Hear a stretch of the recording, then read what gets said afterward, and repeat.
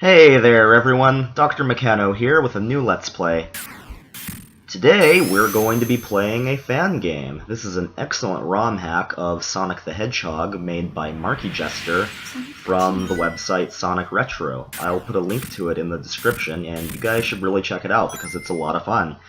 Anyway, the game in question is Dr. Robotnik's Creature Capture, a game starring my favorite Sonic the Hedgehog character, Dr. Eggman! Or Dr. Robotnik if you prefer, they're the same guy.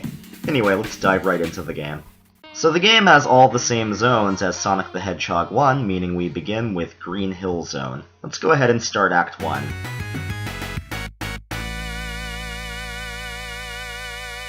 Ready? Now, as the title of this game might imply, the object of the game is to capture animals. Just swing your net at them, and as long as the net makes contact, you've captured them.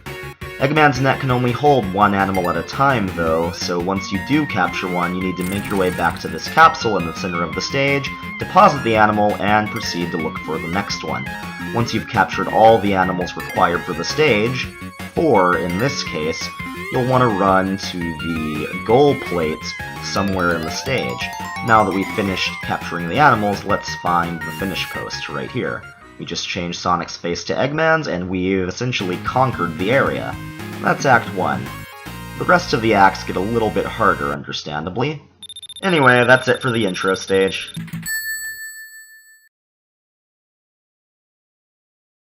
Now, before we move on to Act 2, I'd like to show you what happens if you don't capture all the animals within the time limit. Grrr, it's that meddlesome hedgehog ruining my schemes again! Yes, Sonic arrives, trashes your capsule, and you fail the mission. Now let's begin Act 2.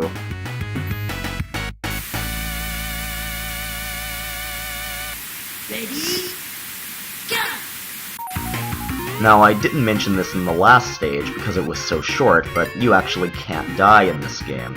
There are no enemies and no way for Eggman to take damage. If Eggman is hit by an obstacle, such as spikes for example, he'll lose time instead of health. Now, this isn't too much of a problem in these early stages, but later stages begin to ramp up the difficulty by adding more obstacles that are harder to dodge, and larger stage layouts which take more time to explore, so running out of time does become more of a concern the further into the game you go. Now, for those of you unfamiliar with Dr. Eggman or with the Sonic series, you might be wondering why this rotund, mustachioed man is running around capturing animals in the first place. Well, Dr. Eggman is a mad scientist. He builds robots called badniks, who use animals as a power source, kind of like a biological battery. So Eggman wants to capture as many of these critters as he can to build his robot army and take over the world. So in that sense, this game, Dr. Robotnik's Creature Capture, could be considered an unofficial prequel to Sonic 1, since it uses all the same zones, and the storyline of Sonic 1 is all about Sonic freeing his animal buddies from Eggman's robots. In any case, that's Act 2 down. Time to take on Act 3, and then we'll be done with Green Hill Zone.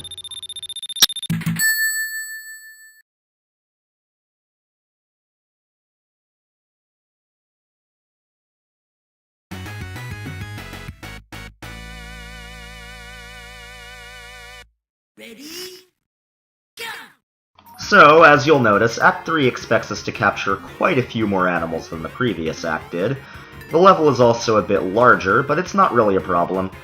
Most of these animals are located in a straight line to the right. Now, of course, because we can only carry one animal at a time, this means we'll be doing quite a bit of backtracking. Fortunately for us, despite his lumbering physique, Eggman is surprisingly fast, a trait taken straight out of the official Sonic games. In many of the games, Eggman will outrun Sonic on foot. So, in addition to being an evil genius, Dr. Eggman can run at Sonic speeds. Oh, Eggman, is there anything you can't do? I mean, world conquest aside, of course. Now, I probably should have pointed this out earlier, but whenever you deposit an animal into the capsule, your time increases by 15 seconds. And, since the clock is the only enemy in this game, more time is always a good thing.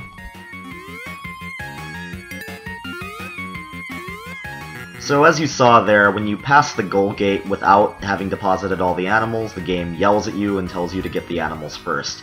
It doesn't penalize you for doing that, you don't lose time or anything, but it does buzz at you and remind you that you're not done. In a way, this is not unlike the Knuckles and Rouge stages from the Sonic Adventure games, where you look for pieces of the Master Emeralds, or keys, or Chaos Emeralds, depending on the stage, in a large, open-ended area. Now, a lot of people didn't really like these treasure hunting stages. Personally, I thought they were a lot of fun, so to get an entire game based around that concept, and starring Dr. Eggman no less, hey, I'm sold. On that note, Dr. Eggman was also playable in Sonic Adventure 2, though rather than treasure hunting, he had mech piloting stages, which I thought were also a ton of fun. Maybe in the future I'll play that. Alright, I've got to run to the right and go under the ledge one more time before I can finally start running to the left of the capsule. Let's just get this last animal down here, and then head back up.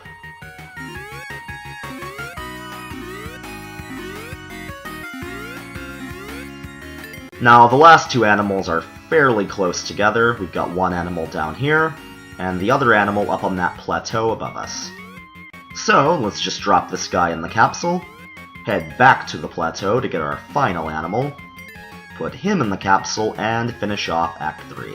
As I'm sure you saw a number of times, the goalpost is right over here, so let's pass it up and finish the stage. And run into the spikes because we're not looking where we're going. That's okay, because once we finished the level, the timer froze, so those spikes did not penalize our time. In any case, that's it for Green Hill Zone. In the next video, we'll be heading to Marble Zone. Until then, see you next time, and thanks for watching.